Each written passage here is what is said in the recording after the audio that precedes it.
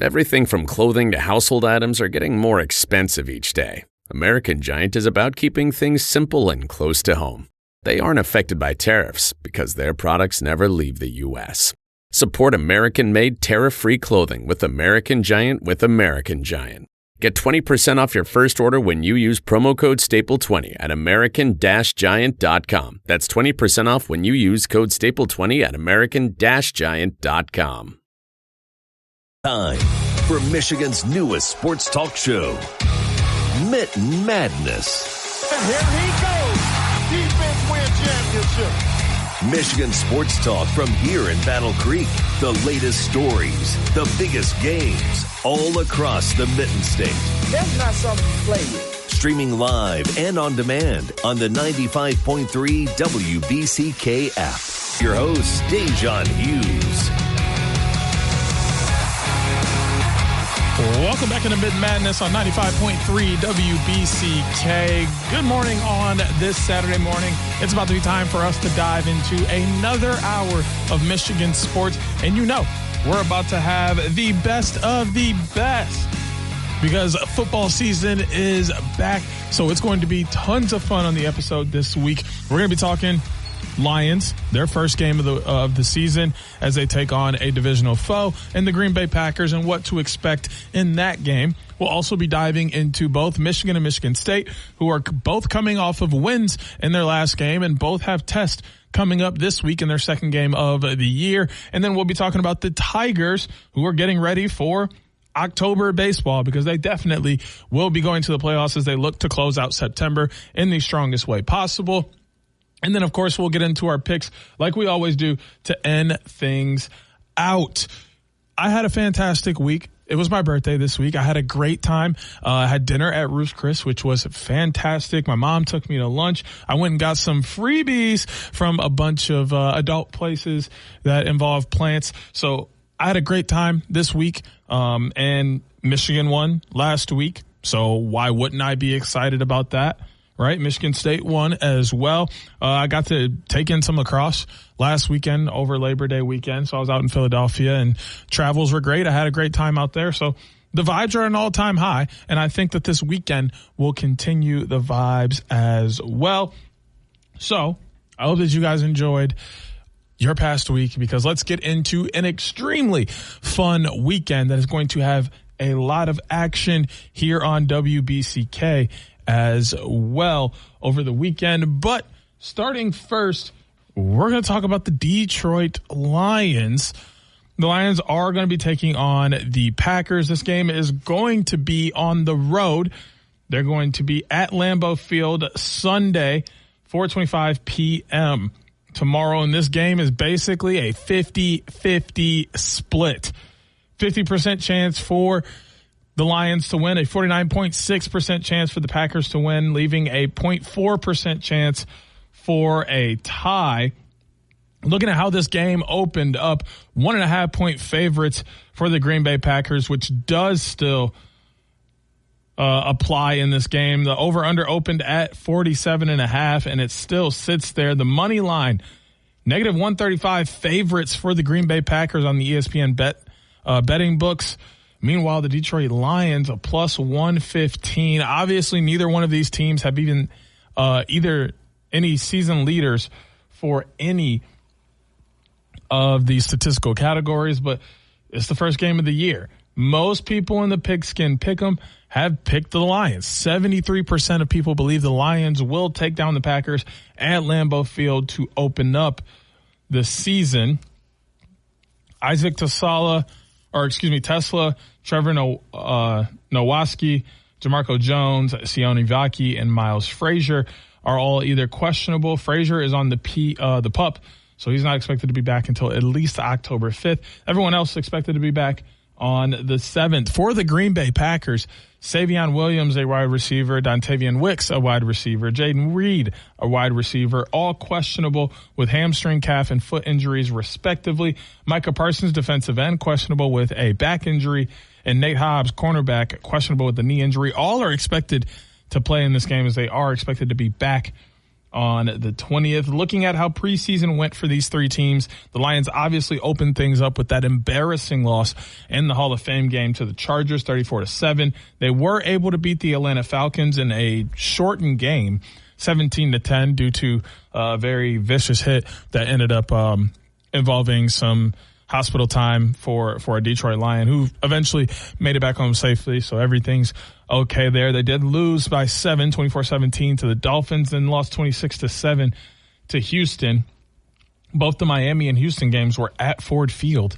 So that's something to keep in mind of as well. Meanwhile, on the other side, the Packers did drop a game to the Jets 30-10, which could raise a lot of eyebrows out there, but they were able to bounce back and beat the Colts 23-19 on the road, and then also took down the Seattle Seahawks 20-7 at home. So it looks like both teams are pretty warmed up. And I mean, looking at how this game is expected to go, on one side, you got Jared Goff, Amon-Ra St. Brown, Jahmyr Gibbs, David Montgomery, Sam Laporta, Jameson Williams, Isaac Tesla, Craig Reynolds. You also still have Aiden Hutchinson, Ennis Rakestraw, and several others on this defense that have stepped up over the last couple of years that are going to be looking to get back into it. Zadarius Smith, if he does suit up in this game, has a chance to play against one of his former teams. All of these things factor in, but then you look over at the side, the other sideline. You look over at the Green Bay Packers wearing their green and yellow. They have Jordan Love. They have Jaden Reed. They have Dontavian Wicks. They have Romeo Doubs. They have Josh Jacobs, right? They have Micah Parsons. The defense is the big question point for the Green Bay Packers. Will they be able to go in and continue to have success as far as getting pressure to the quarterback, in the pocket, flush them out of the pocket and making them make bad decisions? Will they be able to plug up the run game, especially when we're talking about the Detroit Lions? They have one of the best 1-2 punch when it comes to the backfield. Who in their right mind is going to be able to stop both David Montgomery and Jahmyr Gibbs? They do two totally different things. One's more of a speed back and elusive back, and the other's more of a downhill power back. There's no way you can be set up to stop both. So the Lions are going to have to be able to find out which one of their running back options is going to be the guy to go with this week. If you ask me, looking at the speed of the Green Bay Packers, you're more likely to see some bruteness going on down the middle with David Montgomery, getting 3-4 yards at a time right up the middle, forcing them to pay attention to the gut, and then being able to use your speedsters on the outside once you have them focused on the run. Jahmyr Gibbs will get his opportunities this weekend. I do think he will be successful, and I do think that it will take a little bit of time for him to get there just because of his running style. He likes to get to the outside, likes to put moves on, and likes to get an open space. The Green Bay Packers are good at not only containing running backs and quarterbacks and keeping them in between the tackles, but also once they do get out into that open space, the Green Bay Packers are very good at bringing guys down, making sure that things don't get too far out of hand for them, and they're able to corral guys in the open field and keep them from having big plays. Defensively for the Lions, we know there are tons and tons and tons and tons of questions because everybody on this defense was hurt last year. I mean, you're pretty much putting out a team that hasn't played together in months.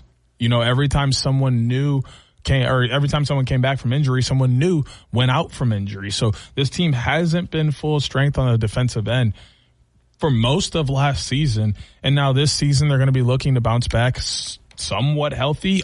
Is Aiden Hutchinson actually 100%? I don't know. I don't think any of us actually knows how healthy Aiden Hutchinson is, and we'll only be able to find out come week 1 when they're playing a divisional opponent. That's the only thing that's tough about this for the Detroit Lions and, respectively, the Green Bay Packers. Both of these teams are playing a divisional rival. Losing this first game could put you behind big time. And then if we really want to talk about it, if the Lions lose this game, they could really be in some trouble because their very next game is a game against the Chicago Bears, another divisional game. That's at 1 p.m. next week on Fox. Could you imagine losing this game against the Packers, turning around and losing a game against the Bears? Not only are you 0-2 on the year, you're 0-2 in the NFC North. That's your division. That's going to make it harder for you to get into the playoffs because you're already, fallen victim to the tiebreaker to two teams in your division. And then your third game of the year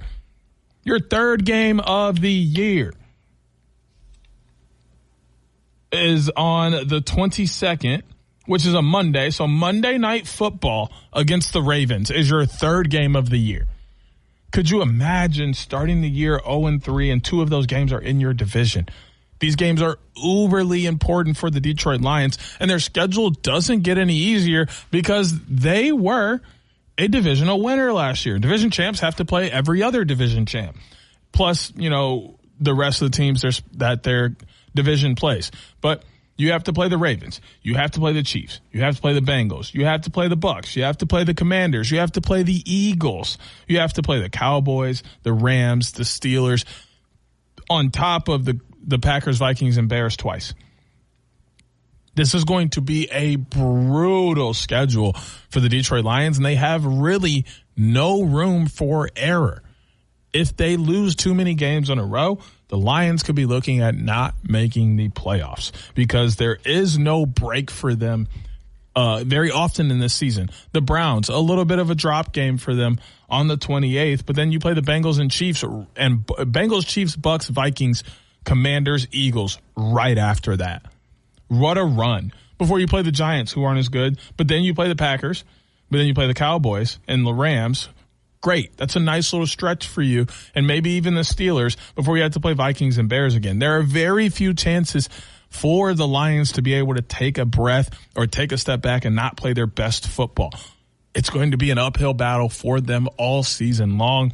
The best thing they can do is get their running game going, and then they have to hope that their defense is as 100% as it can possibly be. If they have the same injury problems they had last year defensively, the Lions will not be successful this year because they just have too tough of a schedule. I want to see how good they're going to be. Week 1 is going to be exciting.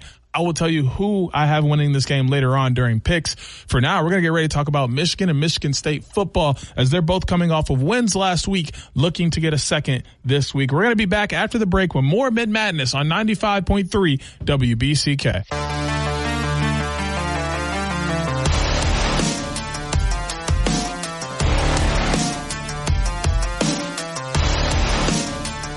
Welcome back into Mitten Madness on 95.3 WBCK. It's time for us to talk about some college football. Michigan and Michigan State both taking care of business last week, coming out with W's to start the season 1-0. In fact, everyone inside of the Big Ten started the season 1-0 except for Northwestern and UCLA.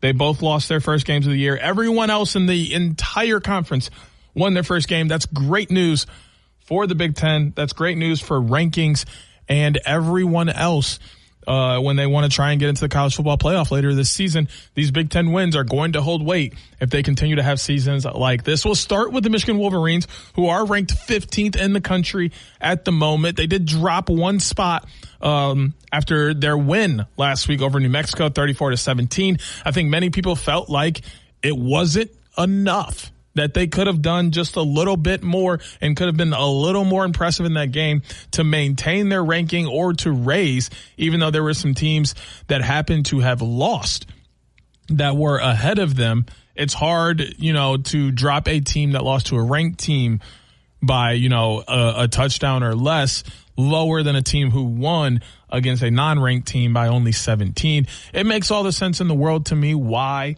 it's that way. So I'm not upset with it. I think 15 is still a great spot for Michigan. They have to just continue to focus on themselves and handle what they can handle, because if they handle their business and focus on what they can control, they win their games, they'll move up the rankings as other teams lose. You have to be honed in on yourself before anybody else. Coming up, well, looking back last week, really, before we jump too far ahead, the New Mexico Lobos came into the Big House and they gave them a fight. Quarterback Jack Lane was 31 of 47, one touchdown, but threw 3 interceptions in this game. Running back Humphreys had 10 carries. They're not giving us the amount of yards he had for that. And same thing he had 33 rushing yards, 208 passing yards for Jack Lane, 71 receiving yards for D. Thomas on 10 receptions for 2 touchdowns for the Lobos. He had both of their touchdowns, 1 sack from Karu, their defensive end. And then Mr. Combs, a safety, had 7 solo tackles. 9 total tackles, 7 solo. And then on the Michigan side, 251 passing yards, 21 of 31, 1 touchdown for Bryce Underwood through the air. Justice Haynes went for 159 rushing yards on 16 carries. He had 3 TDs. Tight end Marlon Klein went for 93 receiving yards on 6 receptions and a touchdown. Mr. Troy Bowles had 1 sack. And then Ernest Hausman went for 8 total tackles. 5 of them were solo. Michigan jumped out to a huge 14-point lead, in the first quarter, 14-0. That's huge. If you're able to come out and they scored quickly. So many people thought it was going to be that onslaught that they were looking for. And then it didn't turn out to be that, although there was not very much change in the win probability. It started at 100% for Michigan. Or it started, kind of 50-50-ish, that kind of thing. 97 to 2 early on in the game. As it went on, it stayed in that early 90s portion. Then, it dipped a little bit into the lower 90s before getting back up to the higher 90s. Did that again.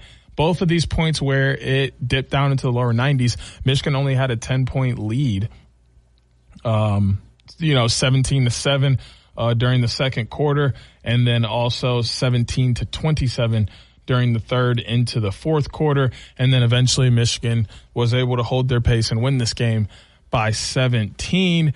They did not beat the spread. That was negative 34.5. And the over-under in this game of 49.5 did hit on the over. So this game turned out to be great. Michigan handles business and they win this first game of the year by 17. So alarm bells can be A-okay. Like, they can be silenced for now. I think Bryce Underwood looked great in his first game as a true freshman quarterback. He didn't turn the ball over, so I think that's huge. And Michigan was able to tally up 452 total yards on 20 first downs. But the 8 penalties in this game were a ton. That's something that would seriously hurt Michigan. Some of them were a little up and down.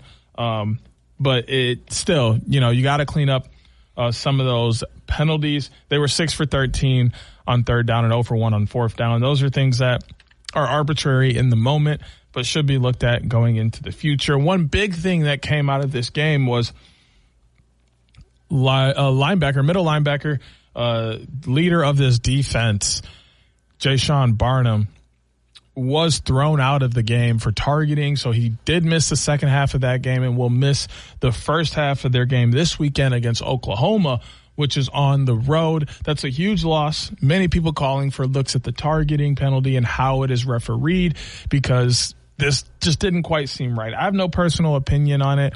There was head contact. The rule is the rule. I do think that there should be 2 separate categories for this. He should have been thrown a 15-yard penalty, should not have been kicked out of the game, and should not be sitting the first half of this week. But I digress because I don't get to make those decisions. We'll talk more about the Michigan game later on as we get into the picks. But Michigan State, they started their year 1-0. They welcomed in the Broncos from Kalamazoo of Western Michigan into Spartan Stadium in East Lansing. Michigan State got out to a huge lead. 7-0 after the first, and then at halftime it was 21-0. It looks like Western couldn't really get anything going, and then that only continued into the second half when the only points of the third quarter were a safety by Michigan State, and then the fourth quarter the Broncos were finally able to get a touchdown and score, but they were not able to ensue on the 2-point conversion. It actually was a 32-yard pick six from Tate Hollick that they had the 2-point conversion on. I mean, I don't even know what to say. Wow.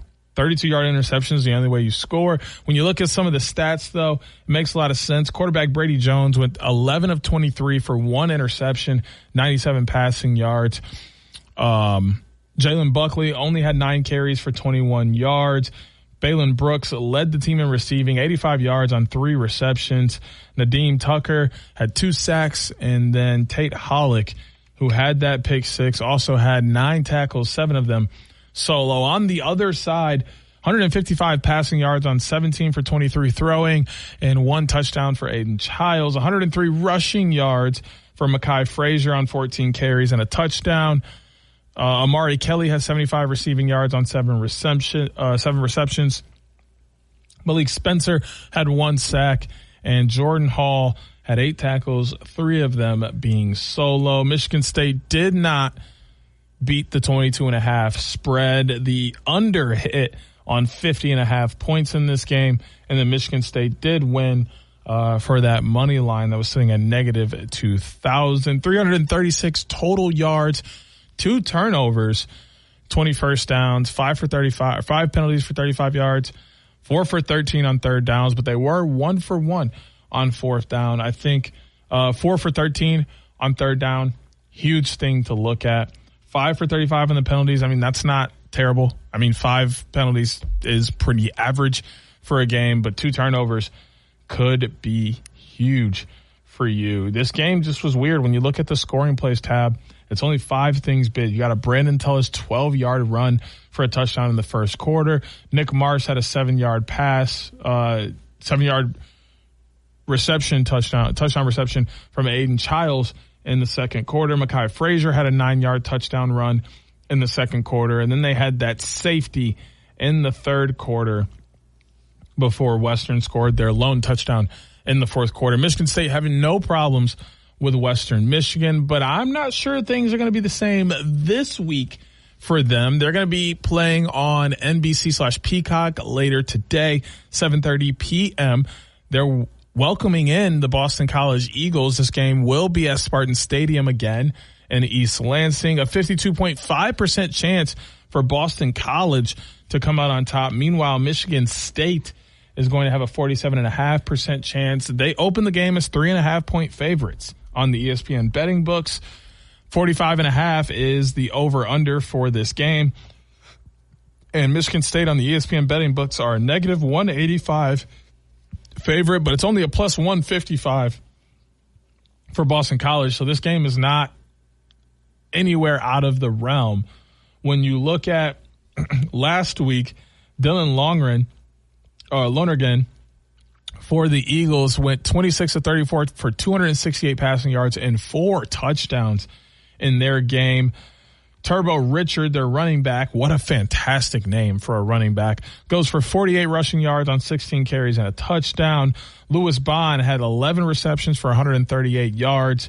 And then Devon Crouch had 1 sack, and he also had 6 tackles in that game. They took on the Fordham Rams and won 66-10 and had absolutely no issues for the Boston College Eagles. This game obviously will be an issue for both of these teams. I think that they handled things respectively the way that they should have in week 1, but now it's time to come out and play another serious competitor, another Big 4 competitor, and find out what it is you have in your bag for the year. Is Aiden Childs going to continue to take a step forward and lead this Michigan State team to success, or will Lonergan and the Eagles come in and grab a victory at Spartan Stadium? It's going to be tough to tell because both of these defenses were great last week. The offense for Boston College was a little bit better than for Michigan State, but I would argue that Western is better than Fordham.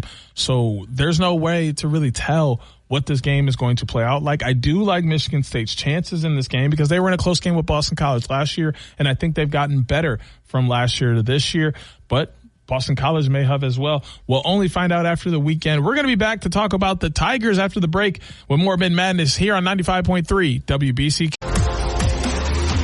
Detroit sports fans, Wolverines and Spartans alike, this is your sports show, Mitten Madness, with Jacob Harrison and Da'Jzon Hughes on 95.3 WBCK.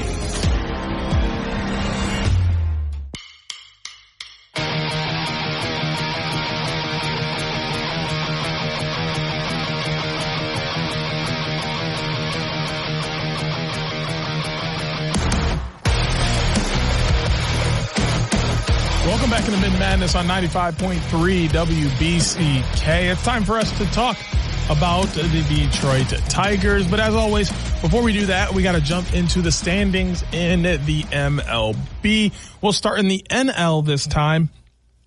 The Milwaukee Brewers in the NL Central, 86-55, the top of that division, followed by the Chicago Cubs, 80-60, 5.5 games behind the Brewers. The Cincinnati Reds are 70-70, 15.5 games behind the Milwaukee Brewers. The Dodgers lead the NL West, 78-62 for their year. Meanwhile, 2 games behind them at 76-64, the San Diego Padres. And coming in third in that division, the San Francisco Giants, 71-69, 7 games behind the Dodgers. And already eliminated from playoff contention are the Colorado Rockies at 39-101, as they're 39 games behind the Dodgers. In the NL East, the Philadelphia Phillies are 81-59 at the top of their division.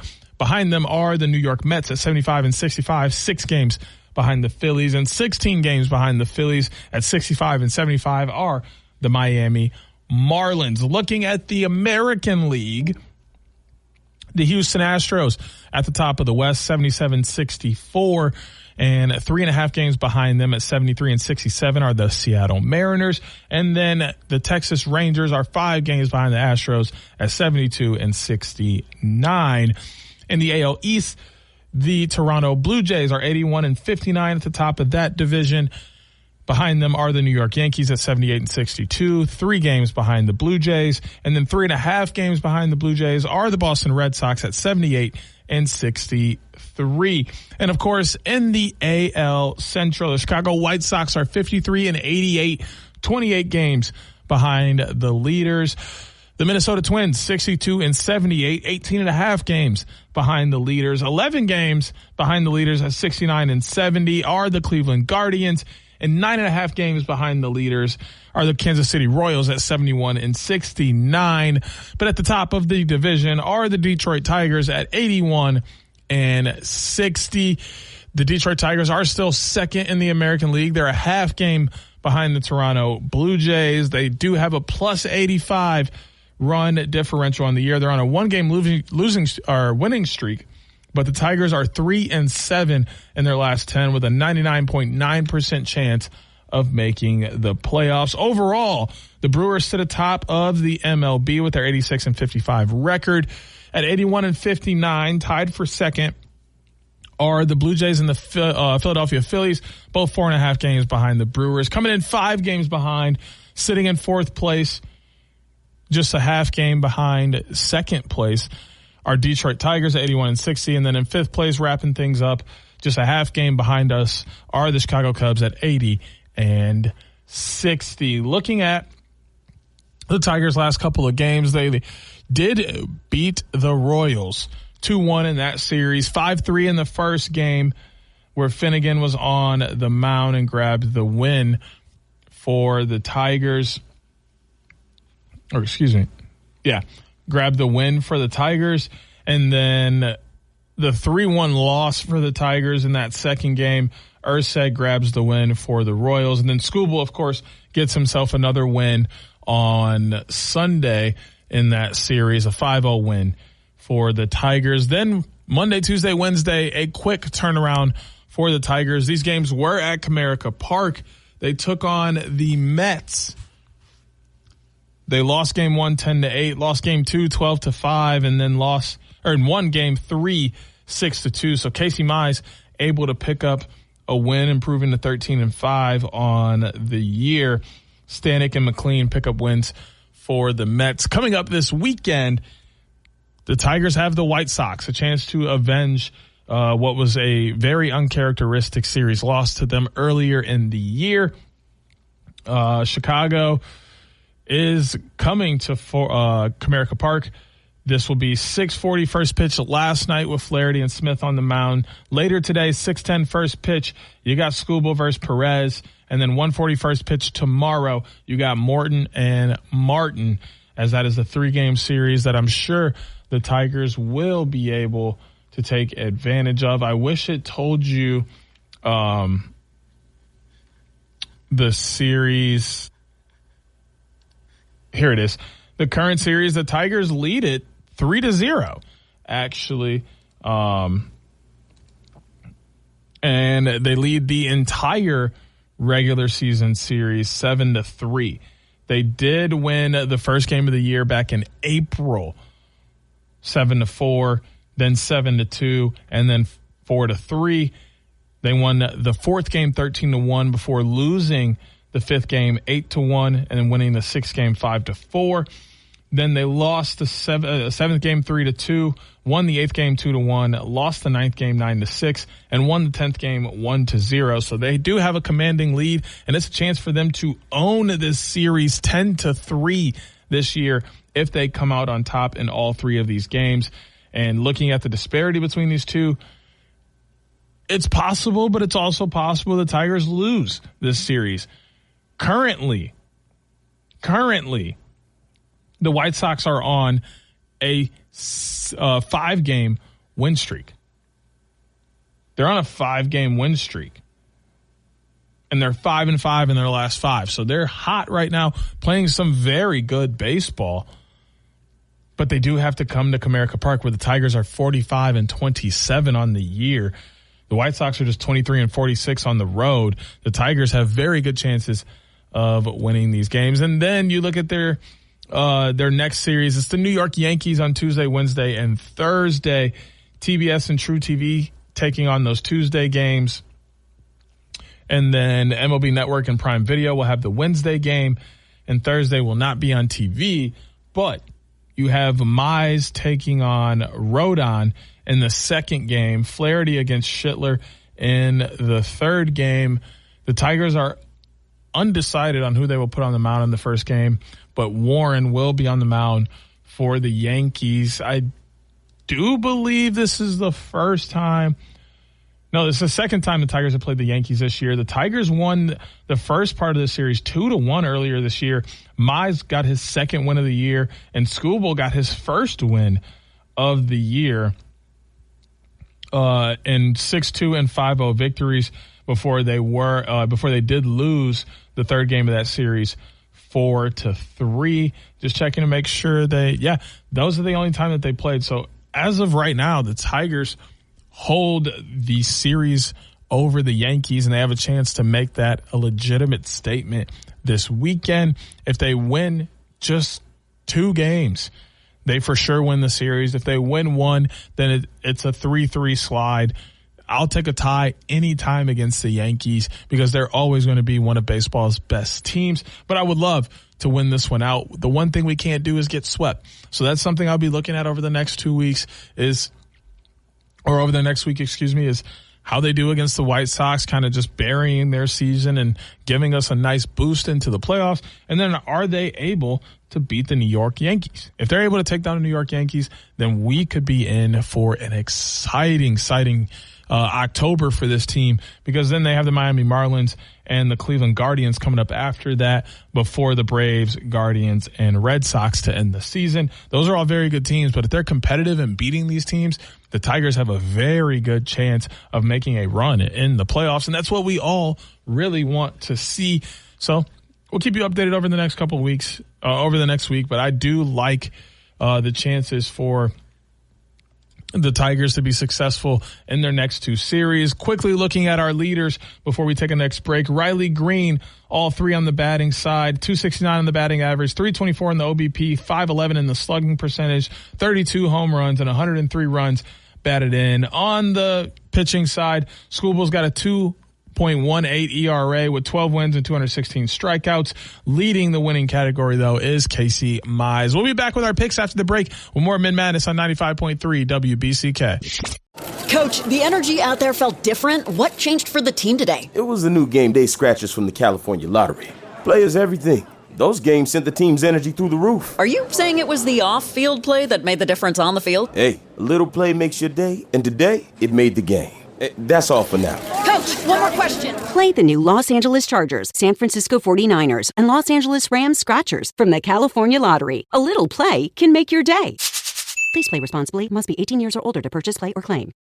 Everything from clothing to household items are getting more expensive each day. The world of fast fashion has complicated clothing production by shipping cheap parts around the world to whoever can sew them the cheapest. And now you, the consumer, are paying the price with rising costs. American Giant is about keeping things simple and close to home. They aren't affected by tariffs because their products never leave the U.S. Skip the tariff and snag yourself American-made clothing with American Giant. Get 20% off your first order when you use promo code STAPLE20 at American-Giant.com. That's 20% off when you use code STAPLE20 at American-Giant.com. WBCK.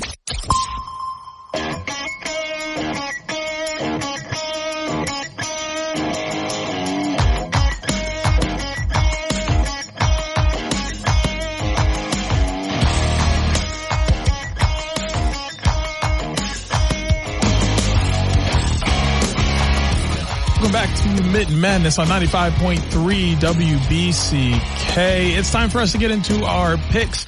But before we do that, I got to talk about last week and how humbled I was last week. First week of this new season, I was 4-2 and did fantastic. Last week, I literally did the exact opposite and went 2-4, but that is A-okay because that means I'm sitting at a perfect 500 of 6-6. Last week, the Phoenix Mercury did take down the New York Liberty, and obviously Michigan beat New Mexico. But LSU won the battle of the Tigers in Death Valley. Ohio State took down the Longhorns in one of the grossest college football games we've ever seen. Miami somehow squeezes past Notre Dame in a blockbuster of a game. And then obviously Bama just doesn't look like the same Bama anymore. So Florida State was able to take care of business there as well, giving me 4 losses last week, only 2 dubs.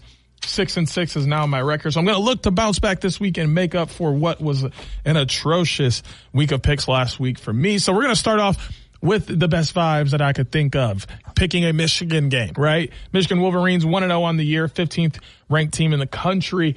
Oklahoma Sooners are the 18th ranked team in the country. They're 1-0 on the year. This is a 7:30 p.m. game on ABC later today. It also will be on BCK later today as well. 46.5% chance for Michigan to win this game. A 53.5% chance for Oklahoma to win this game. John Mateer went for 392 yards, a 30 and 37 passing, 3 TDs and an interception last week. Tory Blaylock had 44 rushing yards on 8 carries and a touchdown. Keontez Lewis had 9 receptions for 2 TDs and 119 receiving yards. Mr. Sammy Omasigo had 1 sack and he had 8 tackles in their 35-3 victory over Illinois State. The Sooners opened this game as 5.5-point favorites, and it still remains there on the ESPN betting books. The 45.5 over under is what it will be. The under sits at even, -120 for the over, -200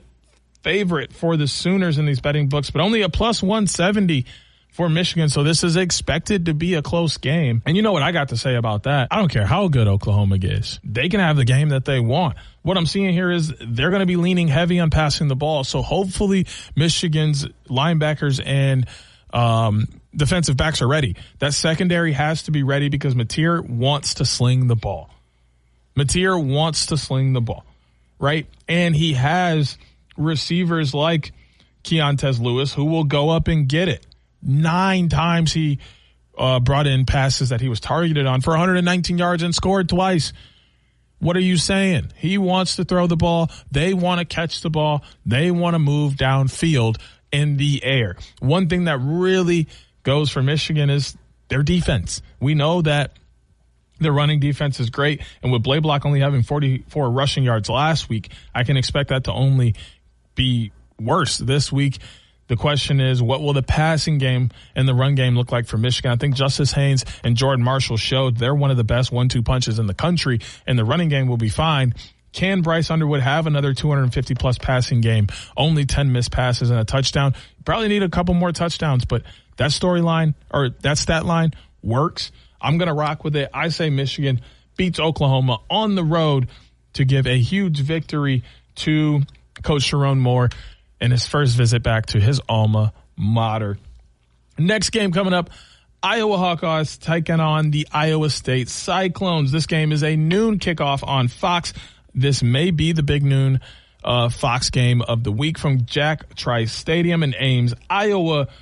The 2-0 Cyclones, who are 16th ranked team in the country, welcoming in the undefeated Iowa Hawkeyes. The Hawkeyes only have a 34.6% chance to win this game, while Iowa State has a 65.4% chance to come out victorious. The Cyclones open this game as 3.5-point favorites, and that is where they remain. The 42.5 over-under is even for the over, -120 on the under, -170 on the money line for the Cyclones, just a plus 145 for the Hawkeyes, though. Mr. Mark Gronowski went for 44 passing yards on 8 of 15 and 1 TD. Xavier Williams had 11 carries and a TD for 122 rushing yards. Jacob Gill had 1 reception for 13 yards to lead the team. TJ Hall had 5 tackles, and Max Lulin had 1 sack in their 34-7 victory over Albany. Meanwhile, on the other side, the Cyclones are hot this year. They already have 2 wins under their belt. They took down Kansas State to open the year in the Aer Lingus Classic in Dublin, 24-21, and then bounced back again last week, 55-7 over South Dakota. Right now, Mr. Rocco Beck has 461 passing yards, 33 of 48 on the year for 5 TDs. Carson Hansen has 90 rushing yards on 25 carries. Brett Eskeldins, I might be saying that wrong. I don't really care. Has 123 receiving yards on 5 receptions and a touchdown. Cooper Ebel has 1 sack, and Jamison Patton has 13 tackles. I see this one going just as everybody else sees it going. I got the Iowa State Cyclones. They're on a roll. They're 1-0 in the Big 12. They're 2-0 on the year, and they're ready to win and take over the Cyhawks series. And I got to say, the Cyclones are on a train right now, and I don't expect the Hawkeyes to be the one to stop them. Give me Iowa State over Iowa. Now, that ends our college football picks and gridiron work this week. We're stepping on to the big-time gridiron. NFL football is back this week. Week 1 pops off. We already had Thursday Night Football. The Eagles coming up victorious in that game. We're talking Sunday. We're talking Monday. It's time for more NFL Sunday, and we'll start with obviously the game that we're all looking forward to, no matter what side you're on. Tomorrow, 4:25 p.m. on CBS, the Detroit Lions are traveling to Lambeau Field to take on the Green Bay Packers. We talked a ton about this game earlier, what's to be expected from both sides, and what do we think things are going to look out. What are the key points for each team? Obviously, it's defense really on both sides. We know what we're getting in both offenses, which defense can show up, and which defense is going to remain healthy. As much as I would love to believe in the Lions and think they're going to win this game, you're crazy if you think I'm picking against the Packers this early in the year, especially a game at Lambeau. Give me the Pack, and if I'm wrong, then I'm wrong. Go Pack, go. You can be mad at me all you want. You know what it is. I've been a Green Bay Packers fan my whole life, and this is no new information to you. That's going to move us on to our next game in the NFL, one we haven't talked a ton about. The Baltimore Ravens playing tomorrow, 8:20 p.m. That will be on WBCK, NBC, and Peacock as well. The Ravens have a 50.2% chance to win this game. Buffalo has a 49.4% chance to win this game, even though it will be at Highmark Stadium in Buffalo, New York. Obviously, no leaders on either side for these things. Patrick Ricard, questionable with a calf injury. Isaiah Likely, questionable with a foot injury. Ardarius Washington is on the PUP for an Achilles. Emory Jones is on the NFI-R for his shoulder and labrum. And Adisa Isaac is on the IR for his elbow. On the Bills side of things, Keon Coleman, wide receiver, questionable with a groin injury. Tyler Bass, their place kicker, questionable with a hip injury. Dwayne Carter is on the IR for his Achilles. Tre'Davious White, questionable with a groin injury, which he hopes to be playing because he just came over from the Ravens in the offseason. And then Wande Owens is on the IR for an undisclosed reason. Both teams are expected to get their questionable players back for this game, which makes it even more exciting to think about. I'm going to take the air of caution and go with the Ravens just because I really like Lamar Jackson and what he has to offer his team on the offensive end. Not that Josh Allen can't, but he's got some weapons that are a little more unproven than what they have over in Baltimore. So I'm going to take Lamar Jackson and Derrick Henry to handle business against the Bills. Maybe I'll be wrong. Our last football game of the week is another NFC North division game. The fact that the entire NFC North is playing each other early in this year is bananas, but it's going to make for some of the best football this year. These games are going to be exciting because they mean so much. You can't afford to not only be 0-1 on the year, but be 0-1 in the division. It hurts a lot more than you think. The Minnesota Vikings will be taking a trip south to Chicago, to Soldier Field, to take on the Chicago Bears. This is going to be Monday Night Football, ABC, ESPN, and WBCK. That game's going to be 8:15. The Vikings have a 47.9% chance. Meanwhile, Chicago has a 51.7% chance to win this game. The Vikings open up as 1.5-point favorites, though, on the ESPN betting lines, and it stays there. The over-under of 43.5 is still there. It's even for the under, 120 on the over. Chicago Bears are even on the money line, while the Vikings are negative 120. Didn't expect to see that at all. Christian Darrisaw is questionable with his knee injury, ACL and MCL. Harrison Smith questionable with an illness. Xavier Scott is questionable with an ankle. Elijah Williams questionable with a hamstring. And Tyler Batty is on the IR for his knee. Meanwhile, the Bears, Roshan Johnson, questionable with a foot injury. Kyle Monaghay is questionable with a hamstring injury. Jalen Johnson questionable with a groin injury. TJ Edwards questionable with a hamstring injury, and Josh Blackwell questionable with a groin injury. Both teams expecting to get their questionable players back. And as much as I don't like the Vikings, I hate the Chicago Bears even more. And the Vikings have a few Michigan guys on their team, including that good quarterback, JJ McCarthy. I'm going to say he's going to win his first NFL start. We'll find out if that's true or not, but I've got the Vikings winning that game over the Bears. Our last pick of the week is going to be all the way out in the UFC.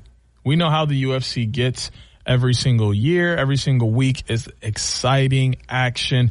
Nasruddin Amayavov is taking on Kai Barlow in the Accor Arena in Paris, France.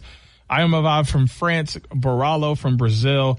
Amayavov, 6'3", 185, 29 years old, 75 inches on the reach, orthodox fighting stance, and he lands his significant strikes 59.53% of the chance. Barallo, 6'1", 186, 32 years old, 75 inches on the reach, southpaw in the stance, and he lands his significant strike 66.21% of the time. He's a negative 130 favorite, while Amayavov is a plus 110 underdog. And as much as I want to choose a Brazilian because they're good at fighting, Amayavov's fighting in his home country of France, and that pays a big difference. This middleweight main event, I'm going to give to Amayavov. That's going to give me Michigan, Iowa State, Packers, Ravens, Vikings, Amayavov in our picks of this week. But now it's time to tell you what we got going on this weekend on WBCK. So we have a college football game going down this weekend. It is, I believe, Oklahoma State at Oregon. It's a 3:30 game. And then following that here on WBCK, we're going to have the Michigan and Oklahoma game. And then on Sunday, we're going to be playing Sunday Night Football, the Ravens and the Bills. And then on Monday, we'll have the Vikings and Bears game, while also having had high school sports last weekend. You guys have an amazing weekend, because I'm looking forward to an amazing weekend of sports as well. We're going to be back next week with another episode of Mitten Madness on 95.3 WBCK. Join Da'Jzon Hughes every Saturday morning at 10 a.m. for Mitten Madness on 95.3 WBCK. Miss the show or want to run it back? Stream Mitten Madness on demand on the WBCK app. Sponsored by AirwayCashForJunkCars.com. Coach, the energy out there felt different. What changed for the team today? It was the new game day scratchers from the California Lottery. Players everything. Those games sent the team's energy through the roof. Are you saying it was the off-field play that made the difference on the field? Hey, a little play makes your day, and today it made the game. That's all for now. Coach, one more question. Play the new Los Angeles Chargers, San Francisco 49ers, and Los Angeles Rams Scratchers from the California Lottery. A little play can make your day.